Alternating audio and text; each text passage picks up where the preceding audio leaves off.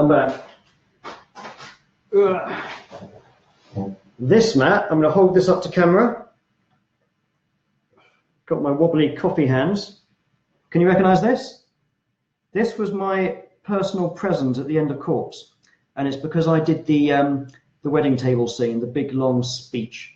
You can see it's got the rather mundane bit of chicken on it that everyone had, except, by the way, for Finnis, who in the long table shot does have chicken, but if you've seen the continuity error, there's then a shot where Finnis has soup and makes the line, there's an eye in my soup, which was a gag that Tim Burton couldn't resist, so he didn't mind the continuity error just so he could get his gag in.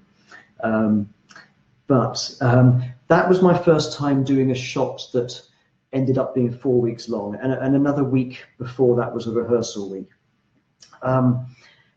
And we didn't know quite how long it would be to do, and we also knew that I couldn't go back on myself at all. We knew that it was just and it was going very slowly down a table with very small subtle movements from all the characters. So there definitely was, not only could I've just remembered, not only did I have all these little details that I had to get right, the camera moves, it's a bit like going down a train track, going down this symmetrical table. And Pete Kovacic, the director of photography, who was also the DOP on Nightmare Before Christmas, he said to me, the motors that move the camera one frame forward every time, if I made a mistake and we had to cut back, so that it's moving along the table, and then it's got to go, if I make a mistake, the motor's got to go the other direction, go back, and then come forward again. And because it's going right down the middle of a train track, Pete said there's every chance it won't be perfectly on target, and you'd notice it. So if there's any chance in this, I can't remember how many frames there were, it's about 30 seconds long, could I please not make any cutbacks? So I then had the pressure as well, I've got a month's shoot and don't make any mistakes. In fact, here's a picture of me on the back of the Tim Burton making of book, animating that very, very shot, back in the good old hair days. So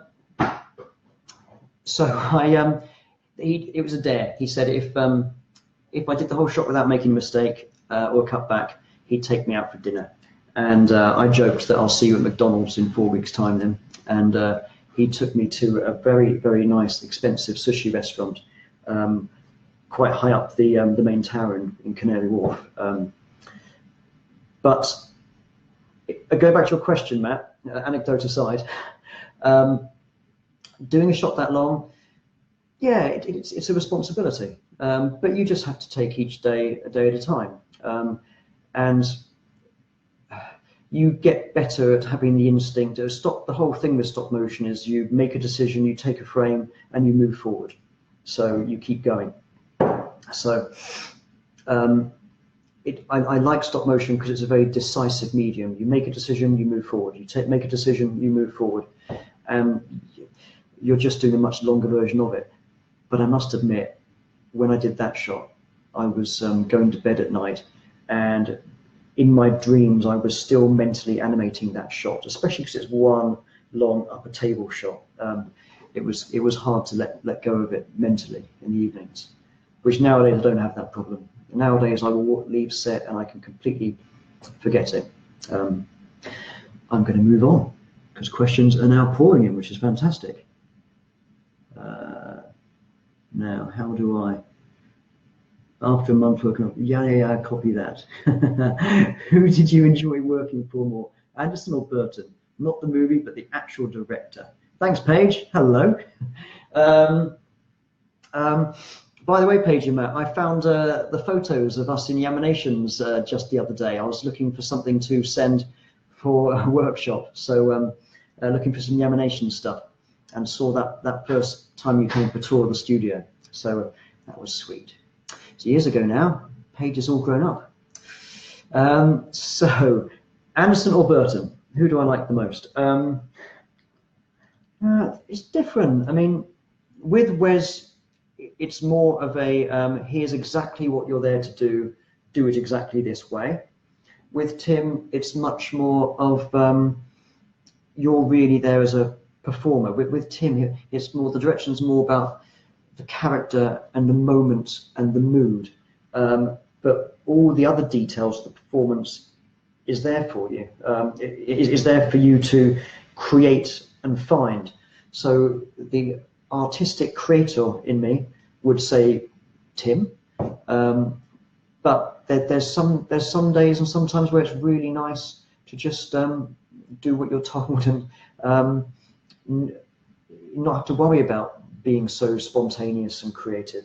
God, have we got a favourite? I think I prefer, personally, I've always liked the aesthetic of the Tim Burton films, because I was such a big Nightmare Before Christmas fan when I was younger, and it's been a real thrill when I've had the chance to work with some of the Nightmare Before Christmas animators. There's the part of me that's still got the hero worship going on there.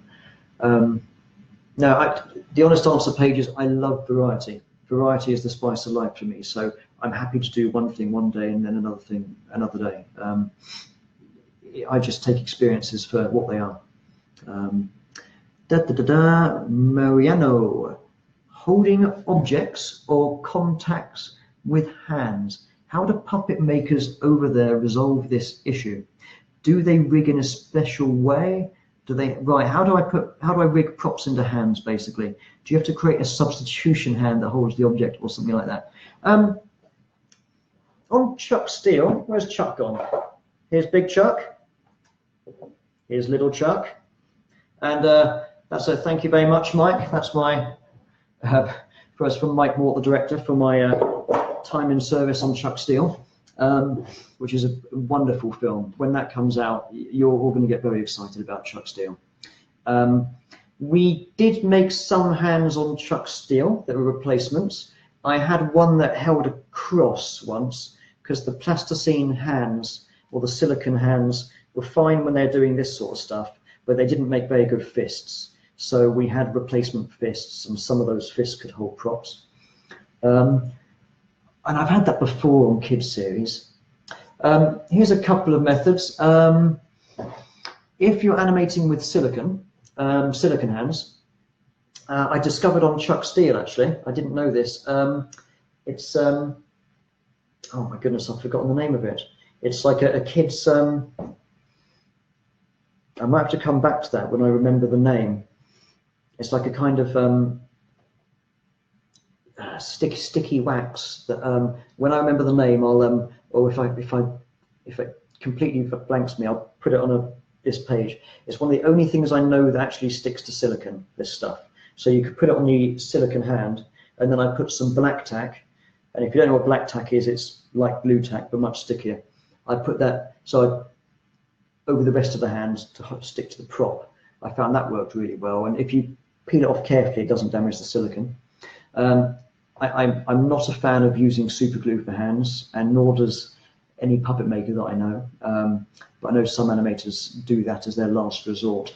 What I did on Isle of Dogs a lot, I mentioned that Wes often wanted you holding, I'm going to use my Fantastic Mr. Fox cup this time, because Wes wanted you holding something in a dainty fashion, so you can't get much grip. What I would do is I'd have a piece of aluminium wire running behind the arm.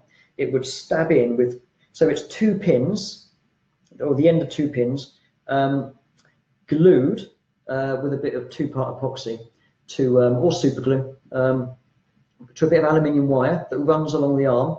On the back of the prop would be some black tack, something like that. Something, as long as it wouldn't damage the actual prop itself. And I've used that a lot in the last 18 months. So again, it's 2 little pins, glued to some aluminium wire, and then black tack to the prop, depending what the prop's made out of. But I agree, putting props in hands can be a bit of a pain and a bit of a faff. What's the worst mistake you had to recover from? You're trying to catch me out or see which of the month-long shots that I've really messed up.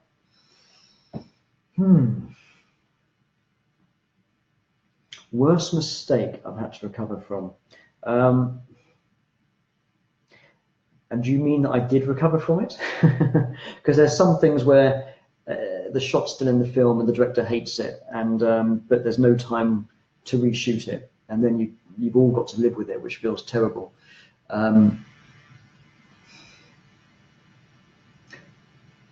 When you do stuff with tears or water on the face, that can sometimes, if that goes wrong, that might be a start again, because ultimately the worst thing is to start again. But it does happen. One of the most traumatic mistakes for me personally was on corpse. I did a shot where the eyelids of Victoria, I was trying to make her angry, but her face didn't do it, so I pointed the eyelids in a bit too much. It's the shot where she's in her wedding dress and she pushes Barkis off her and says, in disappointment, we're truly matched. And I just couldn't get her to look angry. Her face just didn't really do it. Incidentally, I've got the Corpse Bride Bible here, and there should be a whole section on Victoria, and it should have faces in it to show what she looks like when she's angry. Hold it down. So this is a bit on her walk. Here we go. Here's a page showing Victoria's frown. Now, as you can see, it's not the best frown. She's not got a very angry look. If you push the eyebrows down, it got this big bulge.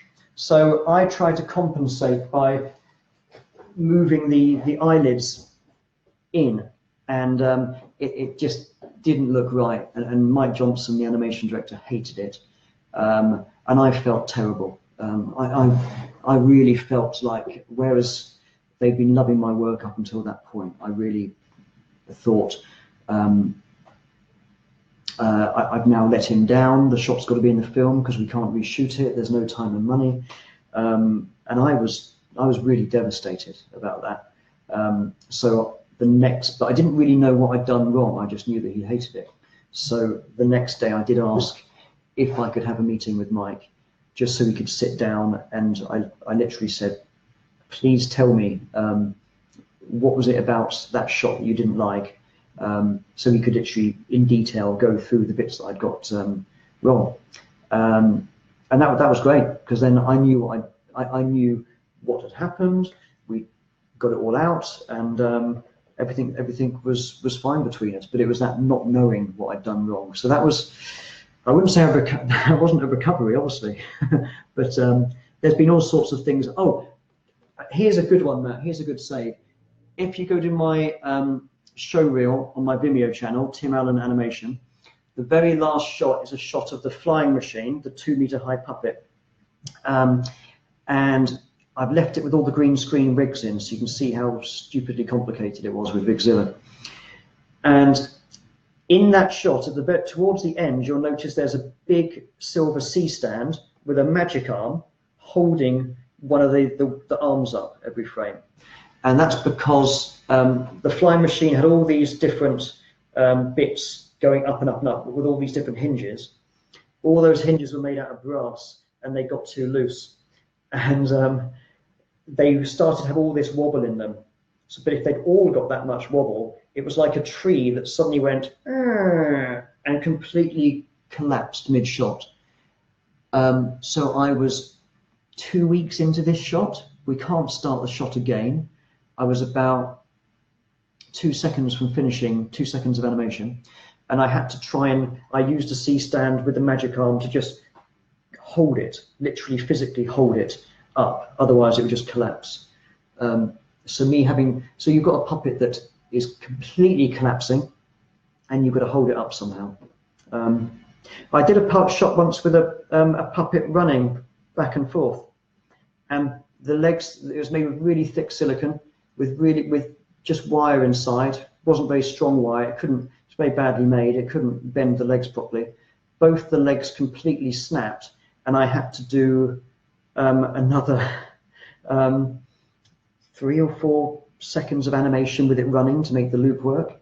And I used pins, cocktail sticks, everything to force the knee to bend, to force a straight leg, because of course they were just floppy legs. So when you've got something that's completely broken on you and you're trying to save the shot, it's scary, but there you go. Right, moving on. Ash James, sorry. How do you switch off from working on a film and relax?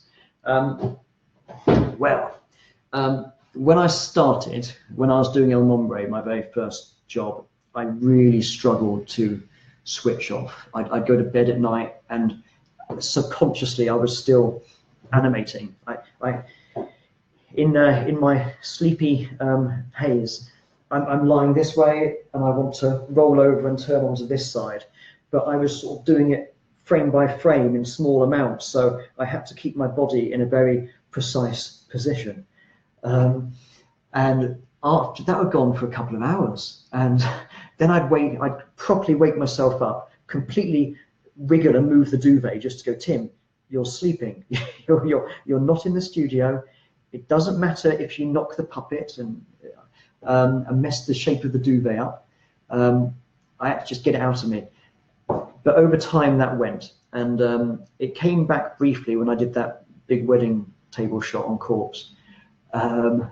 But now I've got complete mental separation. So I'll walk away from the studio and I'll just absolutely forget what I'm working on. I'll even forget what the line of dialogue is, even though I've been listening to the dialogue frame by frame for for the whole day. I think it's a bit of a coping mechanism, I think. But I think it's also very good creatively, because it's very important that you're able to look at your shot with fresh eyes. The more you're analysing and getting into all the little detail of a shot, you're not able to get any decent mental separation. You know, if someone else comes in to look at your shot and they'll see it for the first time and give their initial impression, it's very good to be able to get complete mental space away from your shot, come back and give it your first impression or not. Does it work or doesn't it? Rather than all the little details. So I think it's actually a skill worth developing to, when you walk away from your shot, try and forget about it.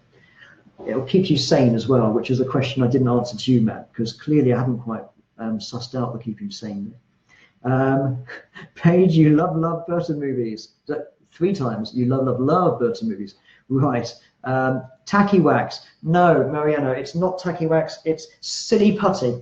I was talking about props to hold something on a hand. The only thing that I know that really properly sticks to silicone is silly putty. You can just, it's the kids molding, what do you call it, wax? It's like a kind of slightly sticky plasticine.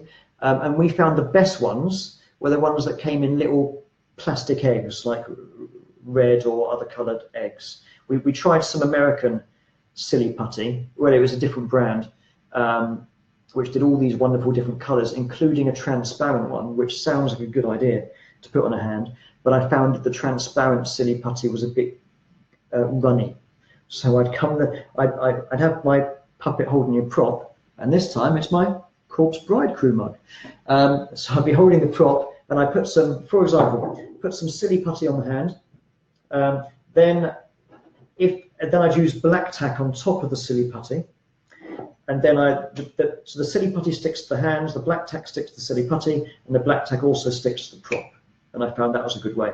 But the transparent one I found run. So if you come back, you leave a shot overnight, you come in the morning, there's all these dribbles of, it looks like someone, he's blown his nose and it's all dribbling off the hand. So I recommend the silly putty that's in the plastic eggs. So it's not tacky wax. Blue tack. Look up black tack. Black tack is much, there's white tack, blue tack and black tack. And obviously different colours are good for different things. White tack is the least sticky, but sometimes the colour's quite useful to use it for various things. I used it for some toothpaste on a shot I was doing just recently, white tack. I think it was white tack, and I painted some KY jelly over the top to give it a wet look. Blue tack, we all know blue tack.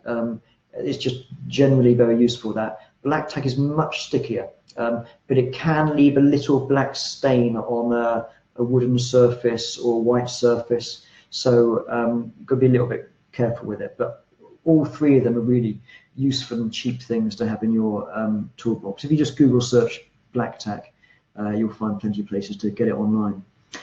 Do I have any particular directors I'd like to work with, or types of projects you'd like to work on in the future? I've never worked with Henry Selick or Nick Park. That would be just cool to have that experience. But there's other directors I get very interested with. I was very privileged to work. I've worked with some fantastic directors, you know, Susie Templeton, Mikey Please. I'm doing a short film now with, I was struggling to pronounce your surname, Anna. Anna Martinez, is that how I say it? Who's, I think, going to be a very interesting director to watch in the future. So, I mean, the question is, who would I like to work with? One of the ones that was a real pleasure for me, and I really wanted to do this, when I was a student, I was really inspired by a film called Pib and Pog, P-I-B and P-O-G. I thought it was hilarious when I was younger, and I was lucky. It was a dream of mine for years to work with Peter Peake, the director of Pib and Pog, which I got to do a few years ago on a Sudafed commercial for the stuff that clears your nose out. And it wasn't until the last day on the production that I basically was a bit of a fanboy and told him, I need to let you know that your film completely inspired me when I was a student. What an honour it had been. He was a really cool, lovely guy. So I always try and keep that sort of feeling that I want it to be a real privilege to work with certain people that influenced me when I was younger. Chris Taylor, who was the director of the Wind in the Willows feature film, he was my director on Postman Pat for some of the episodes. And again, that was a real privilege to work with someone who'd inspired me. As I mentioned, the Nightmare Before Christmas animators, I'll always fanboy on that one. But in terms of who I'd like to in the future, I'm not really sure. There's no one that's leaping to my head actually, but I do love the experience of trying different people. Jefferson, what was the biggest breakthrough you've made working with stop motion? I mean, something that's changed your way of animating. Any secret that changed your way of animating? Yeah, there's been a few key moments. I mean, when I did Corpse Bride, that's the first time that I really started analysing in lots of detail all the decisions that we're making, because you're making decisions non-stop in stop motion.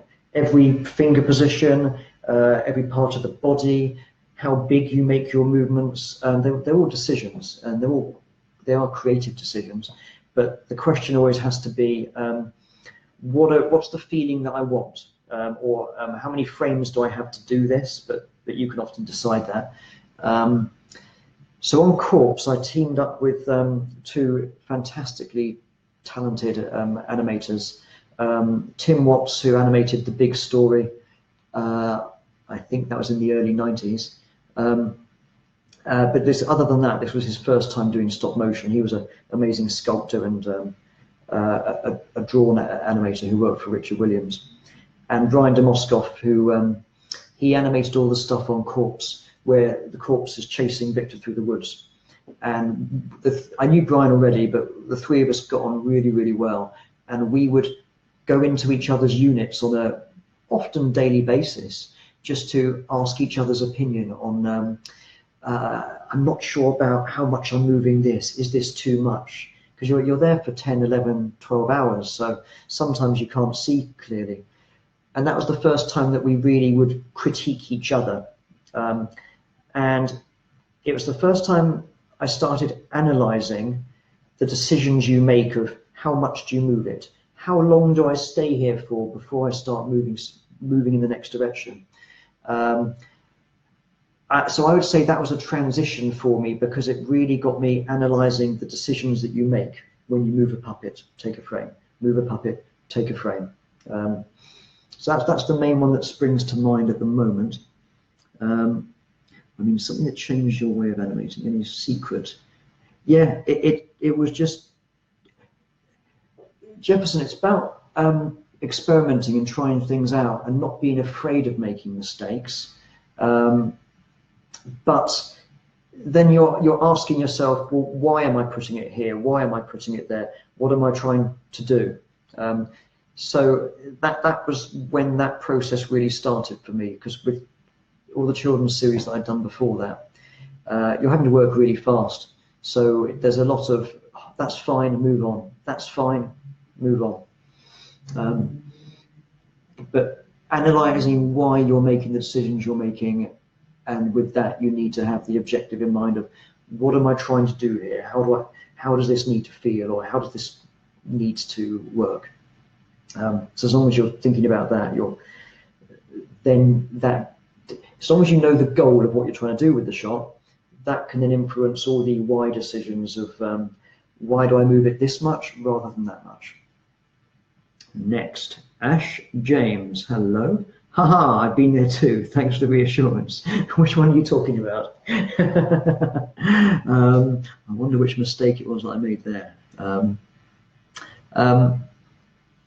On Corpse Bride, at the beginning, I spoke to Mark Waring, who was animator. He's now animation director on Isle of Dogs. But I remember he was doing the shot where Finis and Magdalene are walking down a corridor singing according to plan at the beginning of the film. And I think I said something to Mark, I can't remember what it was, about trying to get everything perfect. And Mark said to me, well, the moment you do a perfect shot, you might as well retire.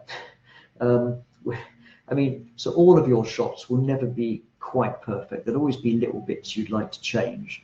So I would just keep animating and trying to, the more stuff you do, the more different environments you try, you're just going to keep learning and I would see it as a constant improvement. So long as you're always trying to take on new challenges, life stays interesting. I think avoiding fear of mistakes. And mistakes are great things. Mistakes is when you learn, and you then improve. You know, by making a mistake and realizing, that didn't work, I'll try something else. That's just a process. Oh, that's not quite right, or oh dear, that didn't work out, I'll try it a different way this time. So making mistakes is all part of the journey of constantly improving. And when you're making so many decisions on a frame by frame basis, some of those decisions in retrospect probably weren't the best ones. Some bits you would definitely have changed. I mean, God knows how many thousands of decisions you're making every day with every part of the puppet while you're animating. And moving on. Oh, a load of questions came through suddenly. Michał, you sound Polish. Wubinski. Hello, do you ever feel the temptation to become a director yourself? Well, I mean, I directed a short film a few years ago, which was made more as a promotional film for my friend Steve's company, Reflective Films, and me working as a director for him. Yeah, it'd be interesting. I like working in a different way and doing different challenges. And I'd love the challenge of the things that I'm not so good at when it comes to directing. I know very little about lenses, which camera lens to use and stuff like that. So it would force me to learn new things, which would be great. And I've really enjoyed or found interesting being an animation supervisor, because it becomes about people skills and management and delegating and trying to problem solve and set up a department in advance. So I enjoy that. But in terms of directing, I don't have any short story in my head that I'm desperate to tell. So there's no personal idea of my own that I really want to make. and I think it would be very interesting to do directing. I don't have any massive yearning to go towards it, but it would definitely be interesting to do more things like that, because it's always interesting to take on a new challenge. And obviously I've animated on a lot of different things, so it would be a nice new direction. Do I ever get lonely animating? Ah, Paige, this is an appropriate question for the Stop Motion Lovers Club. I must admit, I do get a bit bored sometimes, or I just find things are running through my head. I'm relatively confident in what I'm doing, that I don't need 100% of my brain power focusing on the shot and what I'm doing. So it's more that I'll put on music or listen to podcasts. To be honest, I'm listening to a lot of psychology stuff and learning much more about body language in humans in general.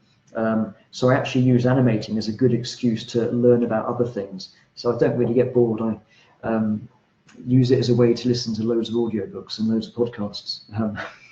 Bored? No, lonely was your question. I don't get lonely. No. Peter, how do you animate properly in stop motion when the camera is moving? Doesn't that ruin the onion skinning? Well, Peter, you've said one of my least favorite words, onion skinning. The problem with onion skinning is that you're looking at two images at once, or even more sometimes, so there's this transparency. That's fine if, so I'm going to do this to camera. If I onion skinned this position, this position, this position, this position, it's quite clear where all my positions are, and the onion skinning works fairly well. If, however, I was onion skinning my body here, moving forwards, and then onion skin, and then animate again, take a frame, onion skin, take a frame, you can't see one image over the other image very clearly. I wouldn't be able to see details like, had I accidentally twisted the body slightly, for example.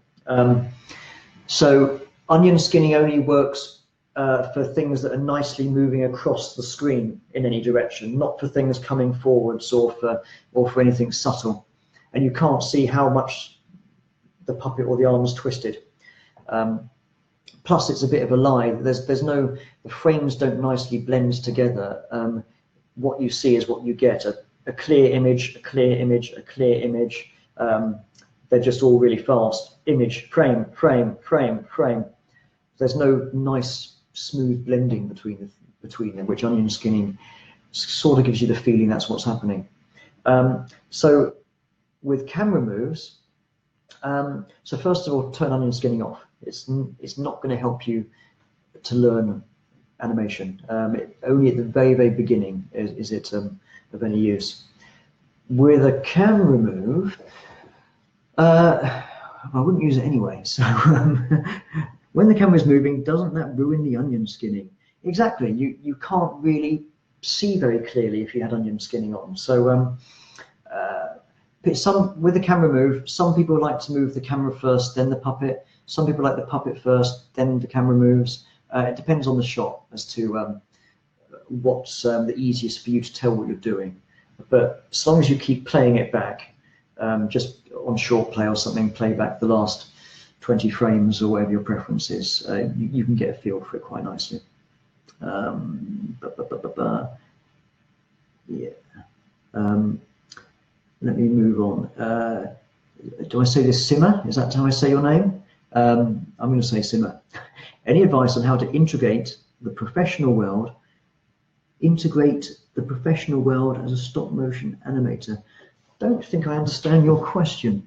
How to integrate the professional world as a stop motion animator. Can you just add something to that to say what you mean by the professional world? Do you mean how do I make my work as a stop motion animator integrate with the rest of the professional world? Because us animators are so unprofessional. Some of us, anyway. If you could just add something to that, and I'll come back to you. Jefferson, thank you very much for your inspiring answers. No problem. I've got some more questions here as backup. I'm gonna show you a few of the toys that I brought along with me. Let me see. This fellow is a present from Mike Johnson on Corpse Bride. This was he's only used in the shot for, he's only in there for a few frames in the end. He's right off in the background saying, "Begone ye demons from hell." And Mike Johnson himself gave that to me at the end of the film because I did that shot. Little story here, this is my wrap party ticket for Corpse Bride.